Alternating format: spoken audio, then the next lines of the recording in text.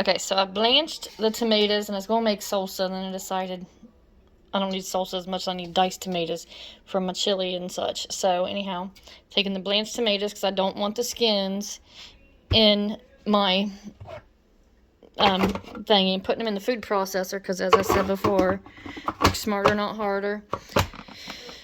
And I don't want to spend all that time trying to use a knife. Why is this so hard to do? There we go. Anyhow, everything has been placed in here. And then I just literally pulse it for a few till I get this here stuff. And, yeah, see, I have some chunky diced tomatoes, which will be perfect in my chili all winter long. So, anyhow, that's all the tomato. I guess I'll leave that there until I go putting them in jars. So let's get that done. Okay, so we're doing diced tomatoes in their own juice. That way, you know, I ain't adding extra water to my foods and stuff like that when I'm going to cook. I'm doing them in quart sizes because, well, that's what I use because I have a huge family. But if you're doing pints, you do 1 tablespoon of lemon juice. Just bottled lemon juice is fine. Do 1 tablespoon bottled lemon juice to each pint. But I do quarts, so it's 2 tablespoons. So do that. Then just put your tomatoes in there. I am using my funnel here. Let me see. Fill up your quart jar, or jar, whatever. You need about 1/2 inch head space. Talk about that there right fast. You see the rings here. This is your top, middle, bottom. This is your 1 inch, so about the middle ring here on the jar is your 1/2 inch. Right here, and then here be your quarter. You know, it just works this way around. It's just an extra cheat sheet for you, but you need about 1/2 inch head space left in here. So, you know, fill them up. And I'm doing these cold just because there's no point in doing them hot, because I don't need them hot to get this done. So it's cold here. And then, you know, you would regularly just push down on it to get it in its own juices. That's kind of already like that because I diced them up. So in a quart jar, I will put in 1 teaspoon of salt.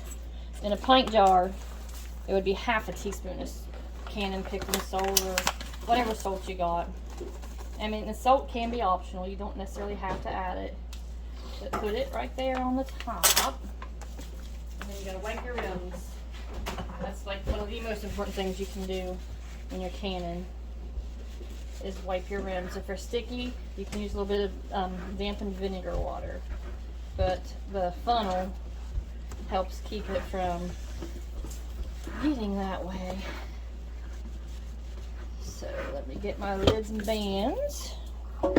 Okay, so anyhow, regular mouth jars or bands. That part's done, baby girl. You can help me do it next. Regular mouth flats or lids for a regular mouth jar. I wipe the rim. Place my flat on here.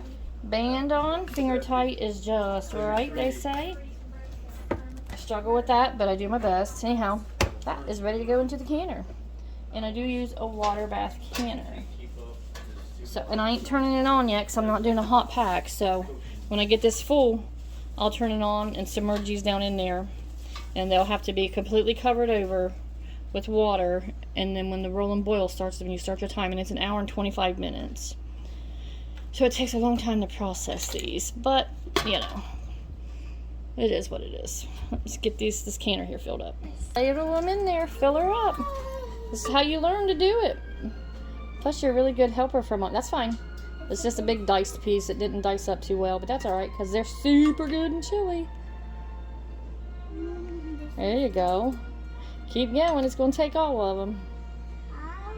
Yeah. It's getting hot. Is it getting too hard? Well, pick the bowl up and kind of give it a dump. There you go. Want mommy help you? Here, like this. Got it? Just dump it straight in, baby. There you go. Whee! Whoop! It's alright, my toe caught it. I went refilled her up with the last of it. Are you Right. ready? Yeah, I am. I'm getting you doing some good work in here, lady. Smile. You're so cute. Keep going, a little bit more. Depends on the size of scoop, 1 or 2 more scoopers. I'm gonna get this level. Okay. Hurry up! Slow pokey McGeener. Ah, you're making a mess, woman. Okay, perfect. Now you got to put in your salt. Yep. Here's your salt. Here's your measure. It's 1 teaspoon because it's a big jar, remember? 1. That's a half. 1 teaspoon. Full of salt. Oh. That's a big clump of salt, ain't it? There you go. Now put it in there. There you go. Perfect. And now, take your thingy off. Yeah, that's a little full. We might have to take a little bit out. All right, we're not going to stress about what salt could have been missing because it's an optional thing. Okay, now make sure you wipe the very tippy top because that's where anything sticky will keep it from sealing. Oop, it's okay. It's okay. Just keep it. No, don't wipe it with the clean spot all the way around. Just take it a couple times. There you go. Put your band on there. Oh, you got one already. You're ahead of Mom. And perfect. Can I put it in? Of course you can. Gotta have patience teaching kids, but it's important, something that they learn. You got it. You got it. There you go. Perfect. I have to keep on putting them in. Okay, you can. We probably got one more. Okay, so we got 4 quarts out of that mess of tomatoes that we done up. You know, it's good. It's whatever. So I'm going to turn it on high. Drop my basket down in here. Again, like I said before, you need some, not in this video, but you need something along the bottom so that the jars don't rattle and break. And the water has to be over the jars, which it's not, because it wasn't a full load, so I'm going to fill her up here. Okay, so water is over the jars, as you can see. It's over all of them. It's turned on, so now I'm going to put the lid on it, and then I will wait for it to do a full roll and boil, and when that does, I'll start the timer. And then it'll be 1 hour and 25 minutes. Okay, you can see it was in a roll and boil, 125 minutes. So now I just got to lift them out, set them, and let them cool. So let me get my lifter. Okay, so this is the handle. This here is the lifting part. Don't use this because it rolls and it's plastic and it ain't got good grip. So if you try using that end, you're liable to drop and bust your jars. So just reach in here, pick it up right under the neck of the jar like so, and bring it over and sit it down.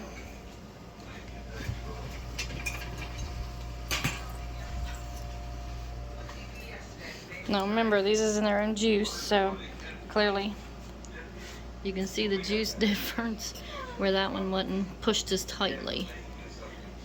But you need space in between the jars so that they cool evenly, and you're not supposed to touch them for 24 hours before they start to ping, if you can contain yourself. I can never do that. So now I just get to wait to hear the ping pings, which is the happiest sound a canner. And then I have probably close enough to pasted or shoot diced tomatoes and tomato juice for my winter and springtime until next year.